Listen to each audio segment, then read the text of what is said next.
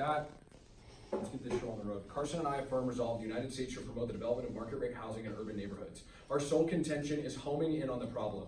Right now, the cost of housing is skyrocketing out of control. Meanwhile, supply is dwindling greatly in urban neighborhoods. That's why Holder 18 highlights there is currently a shortage of over 7 million affordable and available homes. Courtright corroborates, explaining that since 1970, high poverty neighborhoods have more than tripled, affecting millions of low-income families. Government interventions like rent control and zoning regulation have tried to subvert these huge price hikes, but have only made the housing shortage worse. This is because it takes away the incentive for builders to develop. As Pashorek of the University of Pennsylvania quantifies in 2011, that housing regulation reduces all construction by up to 15%. Fortunately, promoting market rate housing solves the root cause of this shortage in 3 key ways. The first is by lowering overall prices. The Washington Post's Emily Badger explains in 2016 that in tight housing markets, poor and middle class households are forced to compete with one another for the same homes. New market rate houses eases the competition, diluting the bidding war. Furthermore, studies from Harvard, UPenn, and UC Berkeley all confirm that more housing supply results in lower rents and house prices. Finally, this has been seen in the SWO, specifically in Seattle, as Hobbs of the Huffington Post reported in 2018 that rents fell by 1% after the city added 10,000 new apartments. The second is by filtering. The NYU Law Center explains that filtering is the process by which, as housing ages, it becomes less desirable to wealthier residents, thereby becoming affordable to middle and lower class. They further that between 1985 and 2013, 45% of affordable housing available to low-income renters have become so through the process of filtering. However, filtering is happening at a much slower rate in cities that need it most. Hertz 15 notes that in highly urban areas, such as New England and the West Coast, the lack of market rate housing has caused the filtering process to slow down by 35%. Thus, building more market rate housing is the only way to speed up the filtering process, which is essential for making houses more affordable and accessible. The third is direct construction of affordable units. USA Today's Paul Davidson in 2016 reports that market rate builders are shifting away from the luxury market in order to build more middle and lower income houses. Cosgrove of the Journal of Law and Commerce in 2018 corroborates that if the government removes key barriers to market rate housing, developers will be able to offer more affordable units as they move from the luxury market into different neighborhoods to secure the highest rate of return. Furthermore, Elkind 18 finds that market rate development provides local governments with the revenue they need to fund new subsidized units. As a result, Kaiser Martinson Associates 07 quantifies that for every 100 market rate houses built, there are a total of 34 affordable households generated. Lowering housing costs and increasing housing accessibility has 3 main impacts. The first is economic growth. Gottlieb 18 finds that the U.S. GDP is $2 trillion below its potential as a result of lack of adequate housing. Award-winning economist Christopher Lineberger in his 2009 book, The Option of Urbanism, explains that adding more density to urban areas attracts outside investment and benefiting government tax rolls. Unlike gentrification, this creates more employment opportunities for those struggling to find jobs. Meltzer of the St. Louis Federal Reserve in 2015 explains that new business activity, as well as more capital for pre-existing businesses, we see more demand for labor, increasing the number of jobs for low-income residents by 19%. The second impact is improving infrastructure. With more tax revenue and investment, public transportation systems are optimized, improving job access for high-poverty areas away from the cities. The University of Pennsylvania's Barry Plunkett in 2016 writes that developed neighborhoods allow for local governments to increase investment in infrastructure and public transportation. As such, Gibson of Georgia State University in 2014 quantifies that expanding infrastructure by 3% increases wealth held by the bottom quintile by 147%. The third impact is housing the currently hopeless. Zillow 18 estimates that there are 500,000 people nationwide that are homeless, which is devastating, as the CDC finds that people living on the streets have a mortality rate of up to 9 times higher than those who have a place to live. Furthermore, the Institute for Poverty, Children, and Homelessness tragically quantifies that women who are a part of a family that is homeless are 10 times more likely to experience domestic violence. Finally, they further that children who experience food insecurity due to homelessness are twice as likely to develop a chronic disease. Protect the most vulnerable and affirm.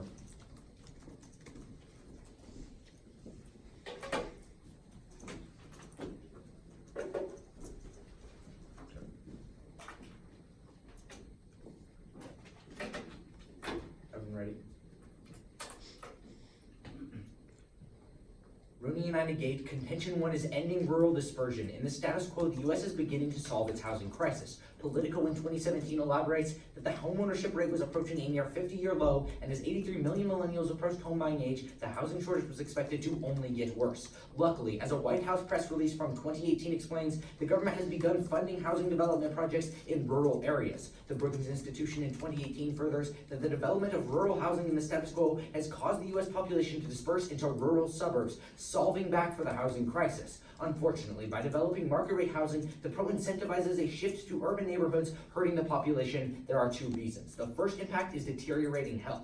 Sav of Stanford in 2017 writes that modern rural areas provide the same amenities as a city would without the high rates of congestion and pollution. For this reason, Leo of The Guardian in 2014 finds that moving from a rural area to an urban one can decrease the quality of health in an individual by 39%. The second impact is preventing representative policy. Johnson of Newsweek writes in 2017 that increasing rural population results in rural interests being brought to the forefront. Furthermore, due to higher population densities in rural areas, Johnson concludes that policymakers now have to develop comprehensive policies that address the multifaceted challenges that rural communities face. This increase in representative policy is reversed by affirming when the shift to rural areas is short-circuited. Contention 2 is preserving indigenous populations. In order to develop market-rate housing, urban neighborhoods would have to expand in size. Problematically, the Bureau of Indian Affairs indicates that in order to develop new market-rate units, urban areas such as San Diego, Portland, and Sacramento would have to expand into native reservations by using eminent domain, a process that steals reservation land. Empirically, this is true as Paperson of UC San Diego in 2014 writes that urban development of housing units in California forced out indigenous native populations from their homes. There are two damaging impacts. The first is family separation. Hussein of the UN writes in 2018 that U.S. expansion of urban development forces native populations out of their reservations. In turn, the displacement causes families to separate and dismantles internal values. G of Vox in 2018 quantifies that separation at a young age increases traumatization in children by 30 percentage points. The second impact is cultural eradication. Penelope of the Urban History Review in 2010 writes that urban expansion into the lands of indigenous populations culturally dissipates populations and history. Pacheco of the CTI in 2002 concludes that preserving Native American land is critical to the preservation of the population's culture. Contention 3 is precluding international initiatives. In developing countries, low and middle income populations face steep barriers to access affordable housing units. Luckily, a branch of the U.S. government known as the Overseas Private Investment Corporation, or OPIC, has dispersed over $150 million to build rent-controlled housing for those in urban areas. These government initiatives are crucial to keeping millions of citizens off the streets in developing countries, as the OPIC initiative is exponentially reaching 160 developing nations. Unfortunately, affirming the resolution would shift the focus of these American initiatives, infiltrating developing countries with market rate units instead. The impact is losing broadband access. Affordable housing is critical to gaining broadband access, as Teresa of George Washington University in 2013 writes that the developing world has finally gained access to affordable, high-speed broadband due to access through housing. The effects of connectivity are critical for developing nations, as Michael of World Bank in 2015 concludes that increasing broadband access by 10% increases real GDP per capita by 1.38 percentage points. And furthermore, Wade of Georgia Tech finds that a 25% increase in internet penetration rates increases individual democracy, civil liberties, and political rights by 14%. Finally, Wang of NBF in 2014 highlights that gaining internet access can increase health literacy and save up to 2.5 million lives in the developing world. Unfortunately, affirming would spike the cost of housing in developing nations, making broadband connectivity a luxury of the past. Thus, we negate. Real quick before we start cross, can I see the card about in California that it forced indigenous people to move out? And then did the judges time prep or time like the evidence exchange? I don't know. No? Cool. If you want any cards, you can ask for them now too. Yeah. Oh yeah, actually, can we see the one that says that every 100 houses you build, 30 are built and affordable? Did you want one? Yeah. Actually. You said you. Okay. So those are the effects that we give you. I think that's it right there. I think that's it. Sweet.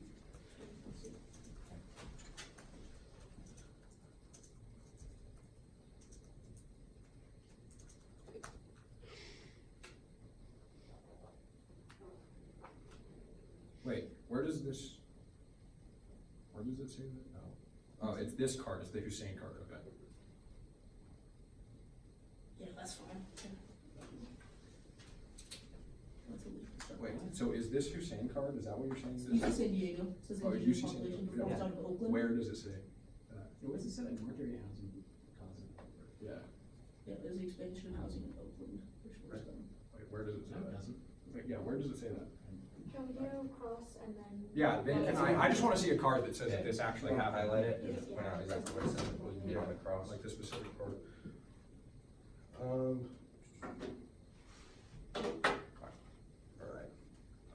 first question? Of course, go for it. Okay, so you say that like in your first contention, you talk about how like rural areas get less political influence as like population increases, right?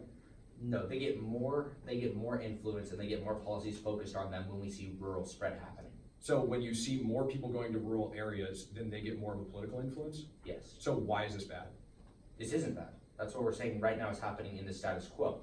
On the other hand, when you affirm the resolution, because the change Wait. that we're now building in Okay. urban areas instead, that's Okay. why that's our. Can I have a quick is that's- follow-up then? Yeah, go for it. Okay, so you talk about, so where are indigenous like populations, where are they primarily located? Rural or in urban populated All areas? right, so. I just have a question. Right, so the issue is rural populations don't overtake native reservations because they're spread out. There's space to expand within the areas. Instead, in urban areas, they're so dense, and because of the issue of land scarcity, they only have the choice to So expand. they just build right on the reservation where they're going to build outward. They just are like, you know what, instead of it affecting the urban population that's already here, we're gonna try to violate tribal law and we're gonna build on the No, they've indigenous tried to population. avoid that, but now there is literally no place else for these cities to go. They're so dense, and because there's such an issue of land scarcity, they have nowhere to go except for Okay. into Would native you like a reservations. question? I'll give you 3 places where that's true.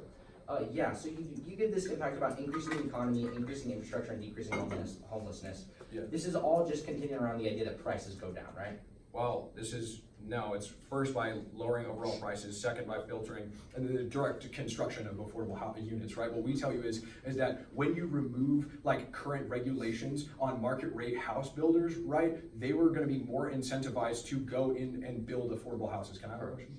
Just to follow up on that though, the real link chain though, like the basis of it is that you're building more, so the supply goes up, so prices go down. That's not right? the main link chain. There's 3 different things that I tell you Right, in but all case. of them are like decreasing prices comes from building more houses, filtering comes from building more houses, causing other houses to decrease in Well, value. also And filtering the third- happens, okay, sure.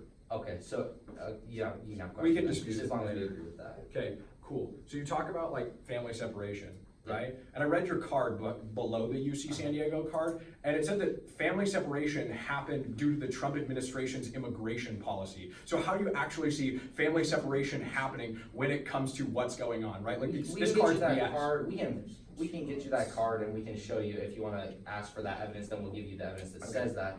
But more, I think the Trump administration card is simply talking about the damaging effects Okay. of family separation, the impacts. We give a separate Okay. card for Can what I have would a happen quick there. follow-up real quick? Yeah, go for Okay, it. cool. So when it comes to like international broadband development, right? Isn't that in that's in the best interest of everyone? So like when you have market rate houses, why aren't they gonna continue this development? Because they cannot afford them. Developing countries have literally no housing market, they have no alternatives, and because they can't afford market rate housing, they can't access them. All right, We'll take some prep. start that now. Oh, also, can I get that UC San Diego card? Can we stop prep now? 5 seconds used. Can I get the card that we called for? Oh, yeah. You showed it to me. About Oh, like yeah. the fact that they were displaced in. Oh, is it the one from Cross or is it the? It was the one that I asked before. Yeah, it's- Yeah, yeah, it's It's highlighted highlighted in now. green now, that's what it says.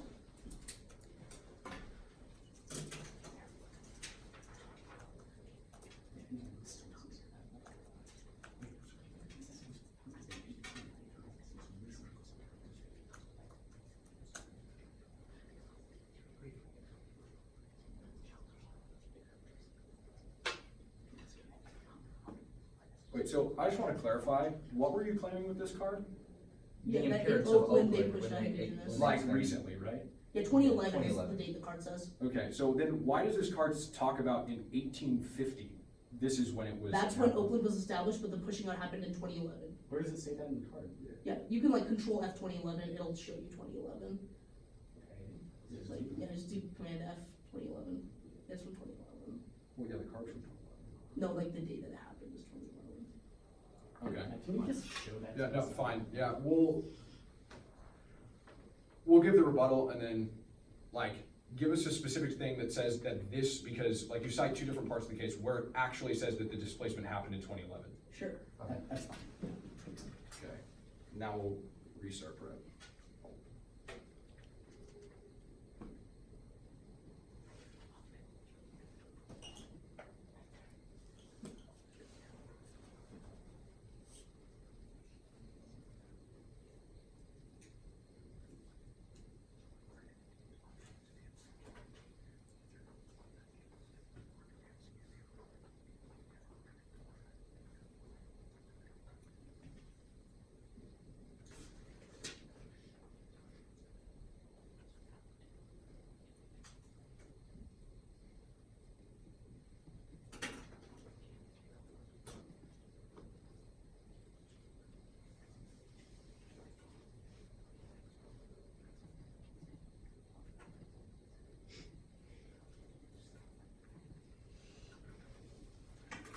That's a minute use.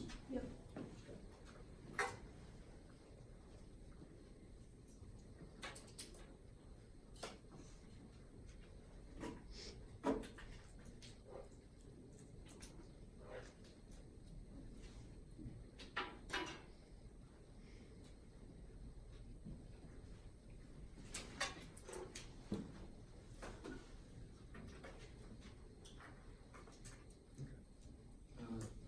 Actually start prepping them for Okay. quick set.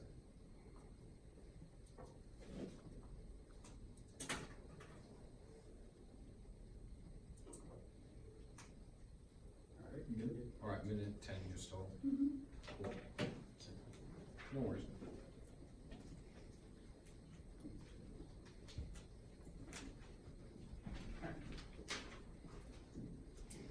So it's just gonna be going top down context. Is everyone good? Mhm. Alright. Let's do the timer. Okay. Starting now. On their first intention about stopping rural development. First of all, the supply of rural housing is twice as high as urban housing. What we say is that from City Lab 2018, they find that small towns and rural communities have vacancy rates that are roughly double that of metropolitan areas. We say we need market rate housing in urban areas because that is the place where homelessness is the highest. That is the place where house prices are the highest, and that is the place where people are currently trying to move into right now. The fact that rural areas have higher vacancy rates means that their narrative isn't true. People aren't currently moving into rural areas, so you can't buy that. But furthermore, we would say there's no reason why rural construction can't continue when you vote for the AF. All you do is promote market rate housing in urban areas. That doesn't mean you stop market rate housing in rural areas. There's no effect there. But next, again, they say like they move to rural areas. They don't tell you how many people actually move to rural areas. They can't give you an impact there. They say that like it deteriorates health. How many people have their health improved by moving to rural areas? They don't tell you. There's no impact on this contention.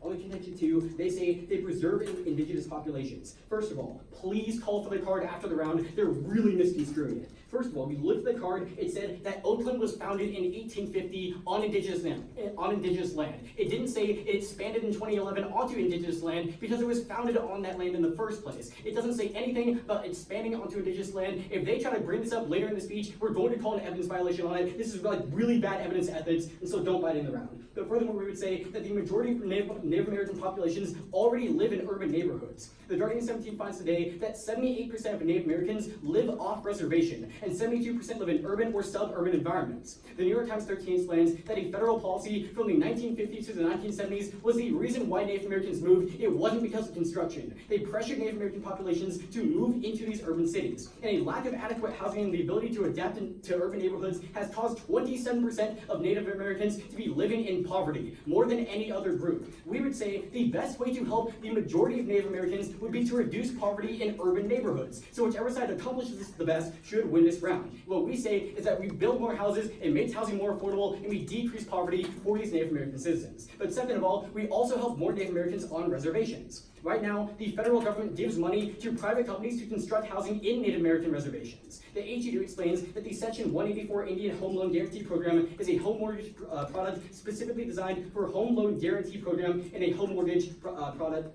And so this is for like American Indian and Alaska Native families, and they established this program in 1992 to facilitate home ownership. If people want to build in these places, they already can. But the problem is, right now, the PD&R Edge explains that Native American reservations need 68,000 additional units because otherwise they're going to be severely inadequate. Right now, there's like huge overcrowding problems. But by promoting market rate housing, the government can go into these reservations, build more houses, and stop the shortage. This is crucial because the majority of houses they live in are overcrowded, lack complete kitchens and bathrooms, have heating and electrical problems, or are structurally unsound, and they do like a lot of harm to the citizens there.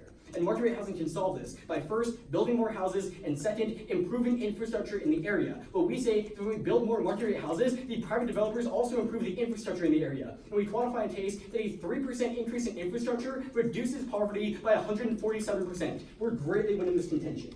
On contention 3, they say that we stop rent control production in other countries. First of all, when you look at the resolution, you wouldn't think that the United States would promote market rate housing in other countries. That doesn't really make a whole lot of sense. But second of all, they don't tell you how many rent control houses we actually build in other countries. But third of all, we would say that rent control is actually bad overall, because 95% of economists agree that rent controls aren't a good way to promote affordable housing because they actually increase rent over time because we can't keep up with the supply. The best way to help these people is to just build more houses, which happens when you build at market rate. And furthermore, market rate housing is going to be far less expensive in these developing countries because the land isn't as valuable there. So prices will actually go down. We'll start our prep. Yeah.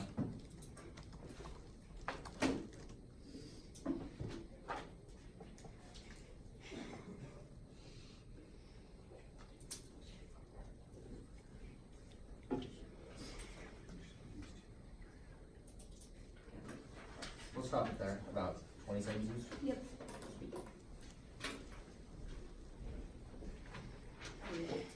Okay, so we're gonna go down their case first, and then phones. Alright. Is everyone ready? Alright. Let's start off on their case. They give you the sole contention about homing in on the problem. On the top level, put a link turn there. Because empirically, the only time we developed market rate housing was in San Francisco on a majority level, where 77% of construction was market rate. What we saw empirically is that prices skyrocketed by 398%. Now, they tell you that when you take away rent controls, then investors are incentivized to decrease the cost of housing. But empirically, it's simply untrue. There's no logical reason why when you take regulations away from an industry, that industry is all of a sudden going to start behaving well. But specifically, let's go into their links. Their first one talks about just decreasing costs in general. There's two link turns here. First, what Pioneer Press in 2018 finds is that when you develop market rate housing, they don't develop in poor areas. In fact, they develop in preemptively rich areas. The reason that this is so critical is because they say they're going to be adapting towards market prices. But if the houses that are built are already being built in regions that are already preemptively expensive, then the costs are just going to adapt towards those houses. They're not actually going to adapt towards people that are low income. But secondly, more importantly, you can turn it because what Redmond Hill finds in 2018 is that they increase the prices even more in their world. Because when you increase the amount of market rate housing in the region, you increase the necessity for more affordable housing in the region.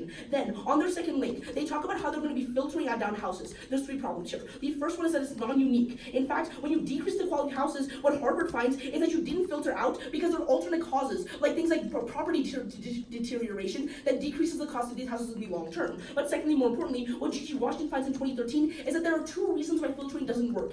A, because housing bids go up because more rich people are able to buy the houses in the long term. But secondly, people that are living in these market rate houses, now rent-controlled houses or other houses that are going to be filtering down, are starting to compete by increasing the quality of their housing, which means that filtering doesn't happen because they start installing things like branded countertops and things that increase the quality of the house. But third and finally, though, you can turn it against, or then their third link talks about how they're going to be building more affordable housing. Two problems. One, their card does not say they're building housing. It just says that for every 100 houses, you need 30 more affordable ones. It doesn't say anyone's going to build those. But secondly, more importantly, turn the argument against them. Their logic is that people are going to be incentivized to build houses. But if in the past, what Pioneer Press says is that we're not going to be able to build these houses because they're in preemptively rich areas, no one's going to be incentivized to increase the amount of houses they're building if they're getting preemptively rich off the ones that are already in the region. Then on their impacts, the first one is about economic growth. What the Urban Research Institute in 2011 finds is that right now, the only reason that you wouldn't see any kind of change and you would get worse in their world is because market rate housing increases the ground for things like rent hikes and poor conditions. It links into our contention one, because right now, there's a better economic balance between rural and urban areas, which is better overall. But in their world, you concentrate policy decisions on urban areas, which is really bad. But secondly, more importantly, on increasing infrastructure. What UC Berkeley finds in 2018 is that infrastructure quality doesn't go up. Because in the 1980s, when you developed market rate housing, there were vacant houses that were just filled up. That's really problematic because now those vacant houses that were market rate are still vacant. No one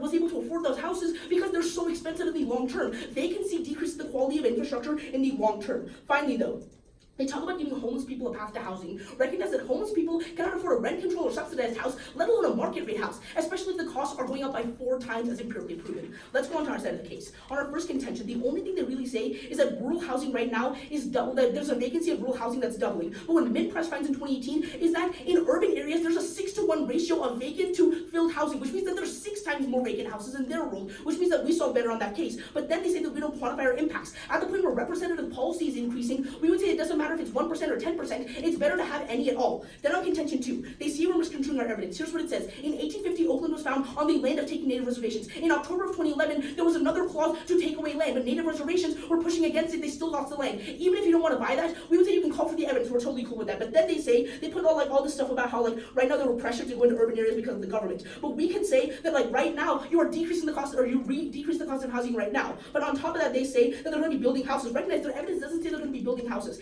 Even if you don't buy natives, the cleanest extension is on international relations. The only thing they say is that we're not going to be building houses or stopping rent control. We absolutely agree. But you infiltrate the developing nations with market rate housing because the U.S. policies are in there. Finally, they just make a blanket response about rent control. It's not pertaining to developing countries. We're talking about developing countries, not the U.S. Thus we negate.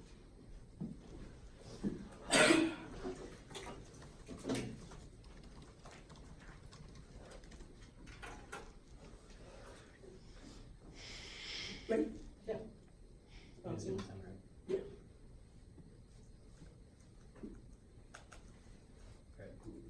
You want to start? Yeah, so why is building market rate housing in developing countries bad? Because it increases the cost of other housing in the region, like controlled housing. Like, That's how what much? happened past. Like how much in Yeah, developing so- countries? You give a US example, which we're gonna contest, but how much does it happen in developing countries? Yeah, so what we would say is that when you infiltrate the region with higher housing, then other regions, other rent-controlled houses start to compete for quality. So they increase the quality of their houses, upping the prices of those. That's what happens. Okay, so follow-up question? Yeah. How is the US building houses in developing countries? Yeah, so Like, do we just send people over to build houses? So yeah, exactly. So what they do, it's an organization called OPEC through the government. They give funds towards private companies to develop houses there, and they give incentives to rent control the houses, like they do in the US. And they're giving houses towards developing nations. That's how they're doing it. Do you mind if I ask a question now? Yeah, sure. Okay, so let's talk about your third link, right? You said that you're going to be building more affordable houses. Yeah. Can you explain the logic behind the link, or when it's ever happened before? Yeah, so the logic is subsidized housing. So Sure. basically, property taxes increase, which gives the local government more revenue to build affordable housing. Why That's would they what- spend that increased revenue on more subsidized housing? Because that's what they're doing right now. Like, they have programs in place to do that. That's why we incentivize market rate So housing. to build more affordable- when a local government gets more money from property taxes, they dump that money into subsidies? That's what they're doing right now, yeah. Really? Yeah. So Yeah, that's why the card says that every 100 market rate houses you build makes 34 affordable houses. well, you don't make 34 affordable houses, Yeah, right? but There it's are through 34 subsidies. houses right now that are existing, right?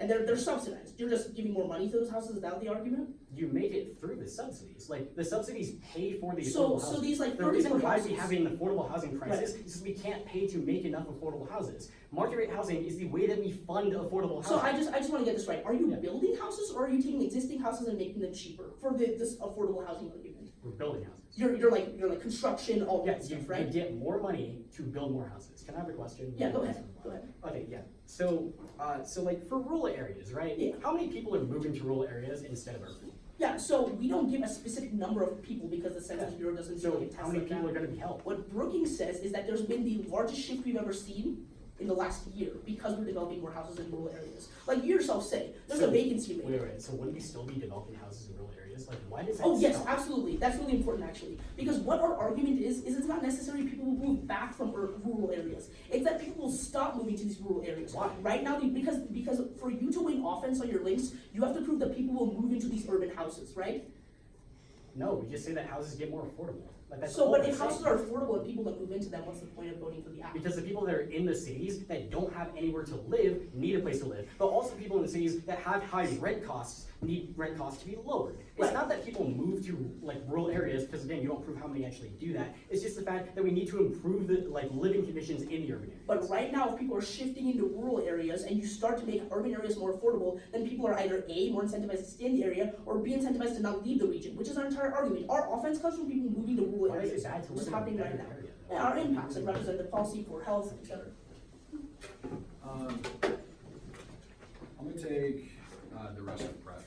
So, Okay, can you raise it, like, 15 seconds? yeah, just let me know what's up.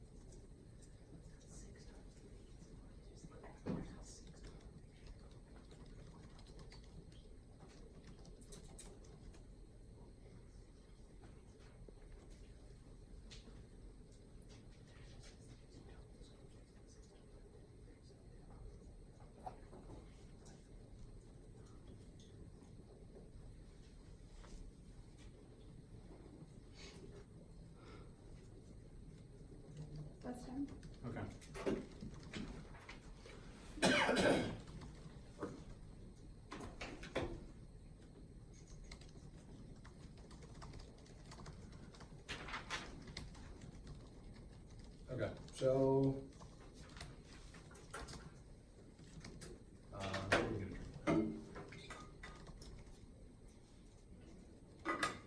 brief. Wait, so are we doing like on-time roadmaps or? I don't know. So I'm just gonna say off-time roadmap, I'm gonna be doing frontline. All right? Everyone ready? Yeah. With that, let's get started. First on the link turn at the top of our case, they say that San Francisco had a 398% increase in majority prices. First of all, they don't prove that this is actually a status quo that's happening. But second of all, I would say that that's in the past urban development, clear in the past. What we tell you right now is the reason why shortages are happening, or the reason why rent is increasing in the status quo, is because of shortages, right, and the lack of affordable housing in these areas, right? When you increase affordable housing by increasing market rate housing, right, you see this start to go away. Rent empirically goes down through competition to the other things that we lay out in case. So drop the link turn, right? Then they have put 2 link turns on decreasing prices. First, they say that they don't develop in poor areas, but they drop the link in our case where we talk about how specifically market rate developers are wanting to move into affordable areas and more low income areas so that they can make more money because that's where the market is. But because of government regulation in the status quo, they can't do so. When you vote for the AF, you get rid of this regulation and you start building in more affordable areas. Right now, the development that's going on in their world isn't in these affordable areas. We solve the root of the problem. Second, on the other link turn, they talk about increasing prices, right? First of all, they don't have any evidence, but what we tell you is that we increase the wealth of the bottom quintile by 147%. So insofar as we do increase infrastructure in these areas and we increase and some prices increase, we are increasing wealth and we're giving people more jobs. If they can come up here and give you some sort of impact for that we're increasing prices, we are still increasing wealth in the area, we're increasing the infrastructure in the area, and we're putting more people to work, which increases their ability to pay for expenses, right? They have no impact here. Next, on building more, or on filtering, they try to say 2 reasons why it doesn't work. First is housing going up, right? So first, prices are going up, but that doesn't make any sense because 45% of current affordable housing is from filtering, and it says the only reason why this isn't happening in the status quo is because of shortages. The 35% decrease is because of shortages. You increase the amount that we have right now. You increase affordable, or what we say, it increases, right? Then they drop a turn on building more, right? They say we can't build, we're not building houses in the areas where it's needed. We tell you that actually happens. So drop the turns on the case, extend what my partner says in his speech. We'll start our prep now. You have 140.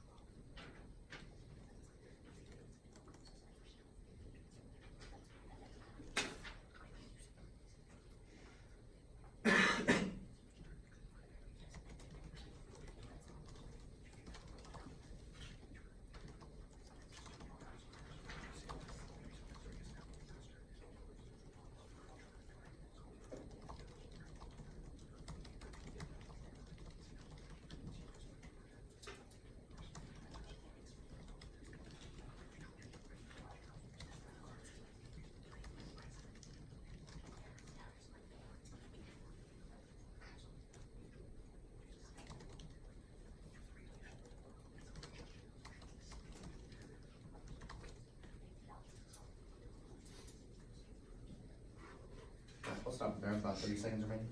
Yes.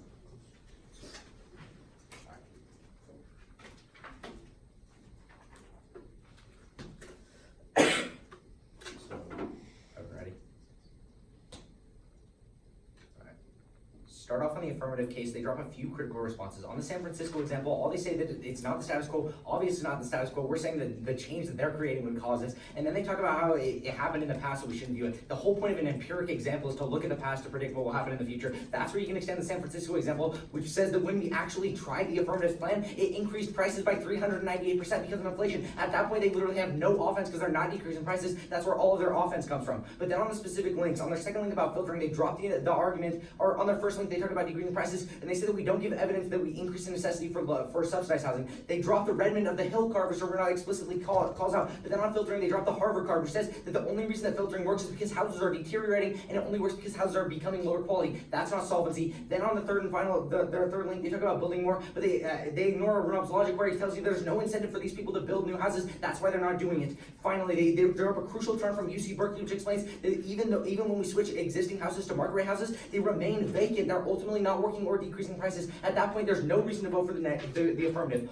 On to our case. Start off by extending contention 1. They don't even make any response here. As Renob explains the vacancy issue, in urban areas, vacancy is high just as much. That's not an issue. Then their only other point of contention is that we don't specify how much, but our evidence says that it's an unprecedented amount. At that point, even if we can't give you a specific number, there's still a huge surge of people moving to rural areas. It still hits the bright line and triggers our impacts. First, about improving the health, and second, about creating representative policy. Just because I live in Pocatello, Idaho, instead of Boise, doesn't mean my voice should be heard less. Then on our contention 3 about international communities, they once again don't make a response. Understand they read some blanket response about rent control, but they don't actually address the meat of the contention, which talks about developing nations. This is really critical because developing nations are totally separate from the United States. They don't even have a housing market. The only way these people can get affordable housing is through the negative world. That's exactly what's happening. Flooding the market rate only causes a surge of prices. At that point, extend the impact about getting broadband access. Once people can afford these homes, we can save 2.5 million lives in the developing world. At that place, that's the cleanest place you can cast your ballot. Thank you. Is everyone ready for Grant? Just a second. You get a timer? Yeah, okay. Okay, so, like, first of all, what is the market rate in developing countries?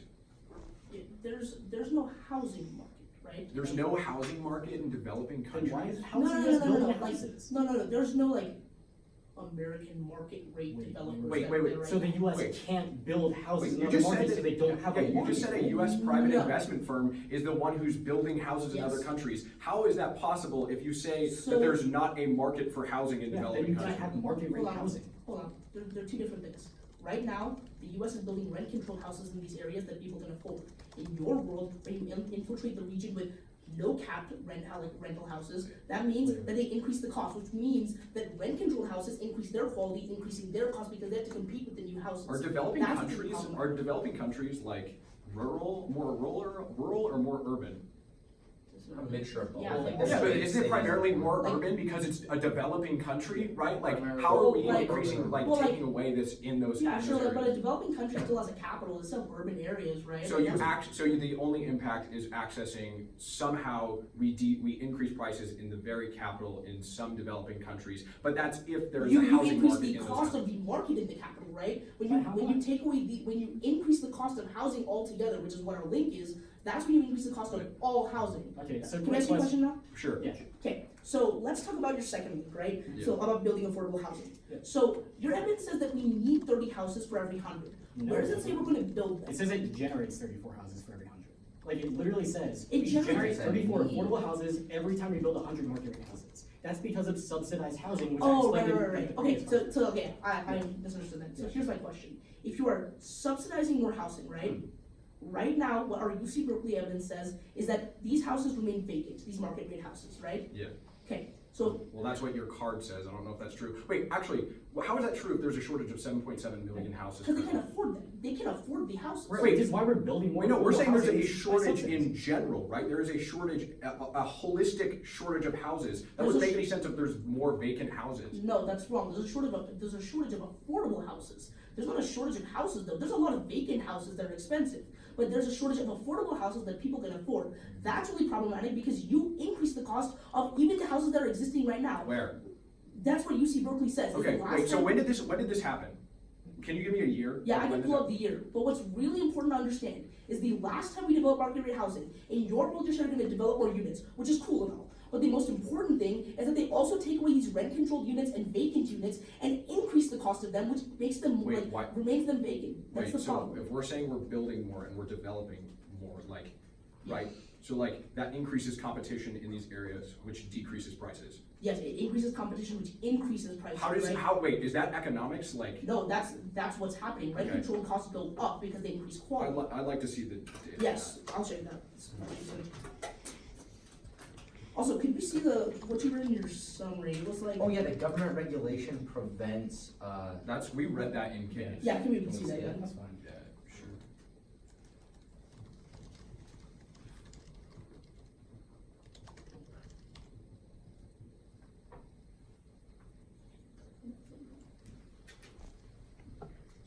Yeah, and then this is the filtering quality increase of the cost. It's the one I'm gonna put notes, 158.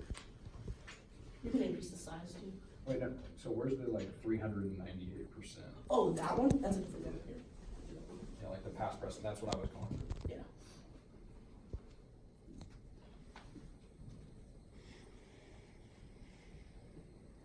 Right here, blue line. Yeah, also blue line, that part right there.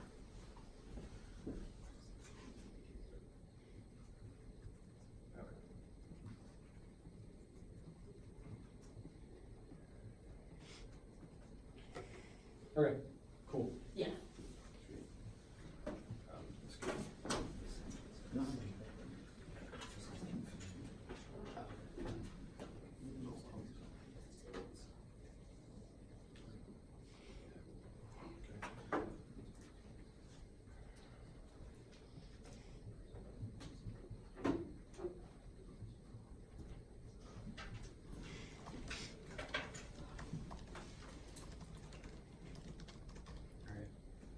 This is gonna jump around a lot. I'm gonna signpost where I am, so. Yeah. It'll start on rent controls on their contention. Everyone good? Sorry, I don't know. Alright, yeah, very good. Cool. Let's get started. First of all, realize that developing countries control whether or not there are rent controls in their own countries. The US can't just remove rent controls if that country wants to have rent controls. And they also say that there isn't a housing market in these countries. The US literally cannot build market rate housing in these countries. They de-link themselves here. But also, why can't people get access to the internet if they're in a market rate house? They don't explain that. They don't explain how much less people get access to the internet. You can't vote for them on this point. There's no quantification whatsoever. Also on rural areas. They don't explain how much people move to rural areas. They don't explain how much less people move to rural areas when you vote for the app. There's no real impact here because we are still building rural housing. So next on shortages. Again, we're not building enough affordable housing in the status quo. We have a shortage of 7 million affordable houses. When you vote Ned, we still have a shortage of 7 million affordable houses. They say we shouldn't build houses at all. If 7 million people don't have access to an affordable house, we should obviously build more houses that are affordable for them. And what we say in case is that market rate developers want to start building houses for the middle and lower class, but they can't do so because the government isn't letting them do so. And what we say in our case is that government regulation reduces construction by 15%. When you affirm, you increase the number of affordable houses by 15%, meaning that people that need houses right now are going to be getting them when you vote for the affirmative. And this also helps with supply and demand. What they say from their UC Berkeley evidence is that building more market rate housing increases the prices. First of all, it was from 1960. The market has changed a lot since then. But second of all, look to our empirics. In Seattle in 2018, when they built 10,000 apartments, the prices of rent fell by 1%, meaning that supply and demand still applies to the housing market. But furthermore, we would say is that they drop everything about infrastructure. When market rate housing producers build market rate housing, it increases the amount of infrastructure in the area. And they completely drop the chart that says that a 3% increase in infrastructure increases the wealth of the bottom quintile by 147%. If you want to lift people out of poverty, the only way to do so is by building more affordable housing and infrastructure. But finally, they completely drop the entire subsidies chart that says that every 100 market rate houses creates 34 affordable houses. We're the only side that actually builds houses. I get my laptop back. We're gonna read it actually in the speech. Okay, yeah, that's Yeah.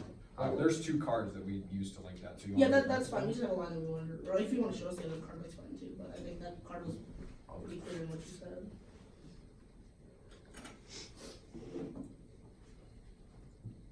Yeah, so I mean, if you want to see it. Yeah, so. Scroll to the other one. Let me see it.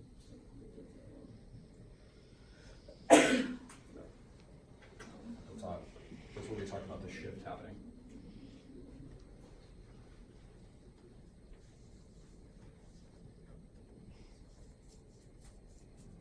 The other one's down from it. That's down from it. Okay, cool.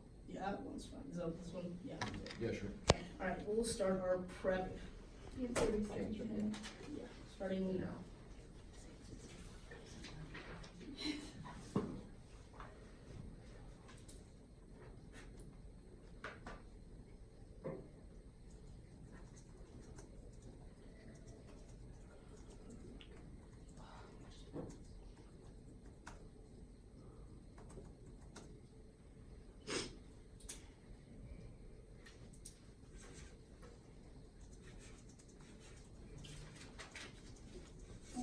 Okay, sounds good.